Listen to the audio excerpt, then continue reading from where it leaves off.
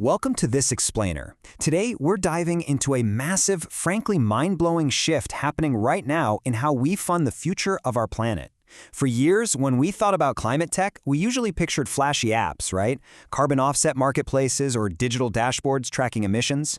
But the data from 2024 shows the market is undergoing a radical transformation. We're talking a massive pivot from the digital realm straight back into the heavy, physical world. Now, here's the paradox. In 2024, global equity investment in climate tech actually dropped by 14% year over year. Traditional venture capitalists, the folks who usually fund early-stage software, they're pulling back. Deal activity is slowing down, and early-stage software startups are taking a huge hit trying to find that follow-on capital. If you just looked at this one metric, you'd probably think, wow, the whole climate tech sector is in a severe downturn. But wait, despite that VC pullback, total funding for the year is projected to hit a staggering $92.2 billion. That completely matches and honestly slightly beats the previous year's total. It's an astronomical amount of cash. So the traditional venture capital pie is definitely shrinking, but the total market, it hasn't lost a single dime.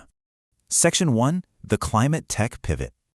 So you gotta wonder, where exactly is that $92 billion going if it's not going into traditional software deals? Well, the answer is debt. Massive debt. Over 56% of mature physical climate solutions are now being funded by massive, non-dilutive debt giga-rounds. Meanwhile, digital software solutions are lagging way behind at just 18.5%. What we're seeing is a record-setting rise in colossal deals, over $1 billion each. In fact, nearly half of all non-dilutive funding in 2024 came from just 10 of these massive giga-rounds alone. Moving on to Section 2, financing the physical world. Massive global banks and multinational corporations are aggressively pivoting away from apps. Instead, they're pouring billions in debt financing straight into heavy, tangible assets. They're not hunting for the next software unicorn anymore. They want to finance the literal nuts and bolts of a decarbonized economy. We're talking green steel manufacturing, hydrogen facilities, giant lithium-ion battery plants, and sprawling transport logistics networks. Europe actually overtook the US in total funding this year specifically because of these massive debt rounds aimed at heavy industry. The market is basically screaming for physical solutions that are ready to scale right now. So, what does all this massive physical hardware actually look like in the real world? Because, it's one thing to say capital is moving to physical infrastructure, but it's another thing entirely to see how that capital is trying to solve one of today's most unprecedented exponential bottlenecks. Which brings us to Section 3, the compute energy crunch. Right now, artificial intelligence is putting an exponential, completely unprecedented drain on our global energy grid. The digital world is hitting a very hard physical wall. Basically, we are running out of power to run the data centers that train and operate these AI models. And building traditional power plants on land, that takes years of permitting, huge skilled labor forces, and really complex supply chains. Humanity needs massive new power sources to run AI. We need tens of terawatts just to double the global electricity supply. Sure, solar and nuclear are on that list, but one visionary company realized the most massive untapped energy source is floating right in front of us: the deep ocean. Let's look at Section 4, floating AI data centers. This brings us to a fascinating hard-tech startup called Panthalassa. They are using simple, mass-producible physical hardware to build autonomous data centers that live completely off the grid. At the absolute heart of their wild solution is what they call the node. Think of it kind of like a self-propelled floating hydroelectric dam. Historically, wave energy failed because people tried to build these super complex machines with lots of moving parts close to the shore where they just got smashed and broke easily. Well, the node takes the exact opposite approach. It's an incredibly simple structure designed to survive the absolute harshest environments on Earth. Just picture this: a massive steel lollipop the size of a skyscraper, 20 meters across at the top and 80 meters long. And the crazy part? They are completely hollow inside. They don't even touch the seafloor, and they have absolutely zero delicate flappers or external moving parts to break. They're essentially giant, low-precision steel balloons built to just sit out in the turbulent southern hemisphere, take an absolute beating, and capture energy while doing it. The way they deploy these things is ingeniously simple. The node gets towed out to sea horizontally.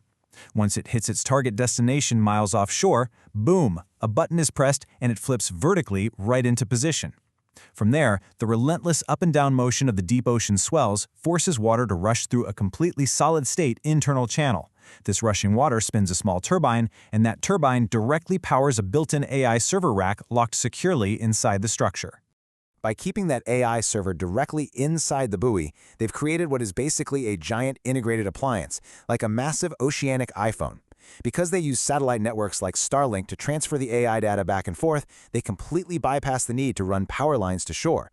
No land permits needed, no massive construction crews, and honestly, perhaps most importantly, the freezing deep ocean water completely eliminates one of AI's biggest hurdles on land: cooling costs. The ocean just provides unlimited, totally free thermal cooling for those servers. Section 5. A scalable hardware future. Now, I know it sounds like it, but this isn't just some science fiction concept. Because these nodes are basically just hollow steel tubes with a single turbine, they can literally be churned out of factories like giant pipes.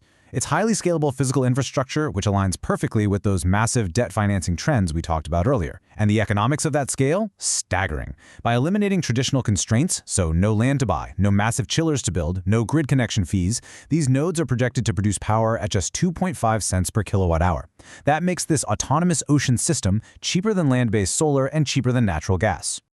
When you compare the two side by side, it suddenly becomes incredibly clear why global capital is pivoting so hard right now. On land, the digital economy is severely constrained by expensive real estate, agonizingly slow grid connections, and massive water consumption for cooling. But out in the ocean? Zero real estate costs, completely autonomous off-grid power, and free unlimited deep water cooling. It is just a brilliant physical hardware solution that breaks open a massive digital bottleneck. So, we've seen how billions in debt are flowing into physical assets, and how that capital might soon populate our oceans with giant, steel AI brains. I want to leave you with this provocative thought to wrap up our explainer. As the funding landscape continues to physically transform our world, and as our digital ambitions force us to build grander, stranger hardware, where do you think the next wave of capital will crash?